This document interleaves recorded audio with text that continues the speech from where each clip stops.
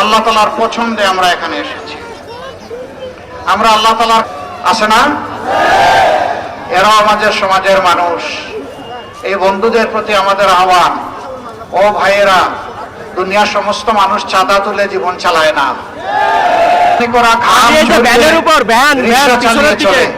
তোমরা তাদের কাছ থেকেও চাঁদা নাও। তারা যদি কাজ করে বাঁচতে পারে, তোমরাও পারবা। তোমাদের প্রতি আমাদের একেবারে আন্তরিক আহ্বান, তোমরাও আমাদের সঙ্গে মেহরবানি করে চাঁদা নেওয়া ছেড়ে দাও। আর আমাদের জাতিকে তোমরা জ্বালাইও না। অনেক 54 বছর ধরে এখনো জ্বালিয়ে চলছো। এই জ্বালাতন থেকে জাতি মুক্তি চায়। আমাদের প্রিয় জাতি একটু শান্তি চায়।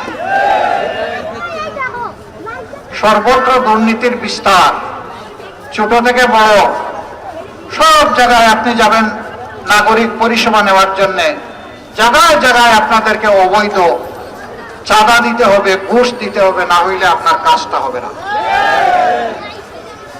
আমরা কি চাই? আমরা চাই সমাজে ইনসাফ, বিচার সবার জন্য সমান হবে। এখানে রাজা প্রজা বলে কোনো কথা নেই। এখানে সবাই এদেশের নাগরিক।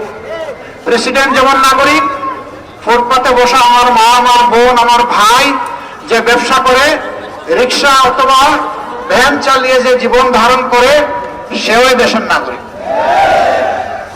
আপনাকেই বলছি, ইন্স্যুরেন্স করলে সিটিতে সুরক্ষা পাবেন নিশ্চিত। কোন অপরাধে যদি সাধারণ নাগরিকের কোনো বিচার হয়, শাস্তি হয়, একই অপরাধ করলে দেশের প্রেসিডেন্ট রেহাই পাবেন না। অডিও দিছো বুম। বিচার সকলের জন্য সমান। অপরাধ যখন কমন, বিচার হবে সমান। কোনো রেহাই কাউকে দেওয়া হবে না। এই অবিচারের কারণেই আমাদের সমাজে এত যন্ত্রণা, খুন খারাপি, ধর্ষণ, লুণ্ঠন, চাঁদাবাজি, ঘুষ, দুর্নীতি, এই সবগুলা হচ্ছে সমাজে বিচার ঠিক না থাকার কারণে। বিচার যদি ঠিক থাকতো, তাইলে রাজার হস্ত করে সমস্ত কাঙ্গালেদের চুরি, এটা হতো না, এটা অচল হয়ে যেত। এখানে আসলাম, অনেক শিশুরা আমাদেরকে তারা অভ্যর্থনা জানিয়েছে। এই শিশুগুলা জাতির সম্পদ। আজকে যদি আদরে, ভালোবাসায়, সুশিক্ষা দিয়ে আমরা তাদেরকে গড়ে তুলতে পারি, আল্লাহর মেহেরবানিতে একদিন তারা আমাদেরকে বাংলাদেশ গড়ে দিবে ইনশাআল্লাহ। কিন্তু তাদেরকে যদি আমরা সুশিক্ষা থেকে বঞ্চিত রাখি, তাহলে আমাদের স্বপ্নের বাংলাদেশ গড়া কখনো হবে না। এই জন্য আমরা চাই, শিশুটি গরিবের না ধনীর ওইটা বড় কথা না। সে একটা আদম সন্তান, সে একটা শিশু, সে তার শিক্ষা পাবে। হতে পারে যে আজকে সাধারণ একজন, এই ভাই, এই মিডিয়ার লোকদেরকে একটু কাজ করতে দিতে হবে, একটু শুনেন, যারা দেখবেন না তারা একটু ধৈর্য ধরে শুনেন, তারা একটু কাজ করুন।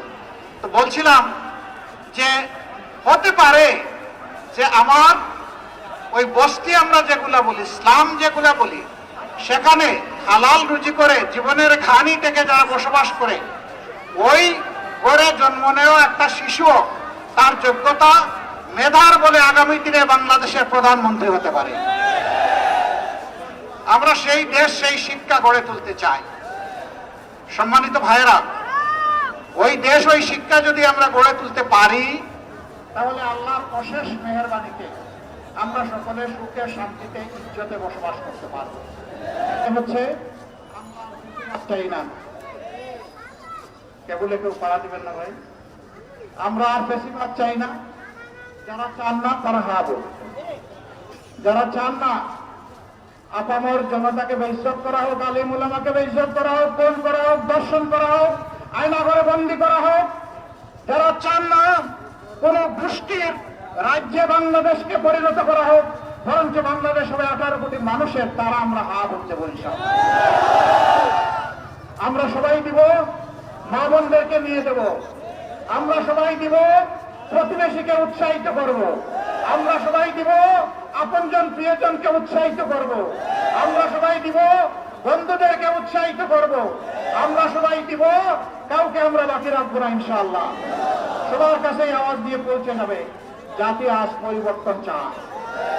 এই পরিবর্তন যারা চায়, বস্তা বসা 54 বছরের রাজনীতির আবার পুনরাবৃত্তি যারা না চায়, তারা ইনশাআল্লাহ আগামী 12 তারিখ প্রথম ভোটটি দেবে হা।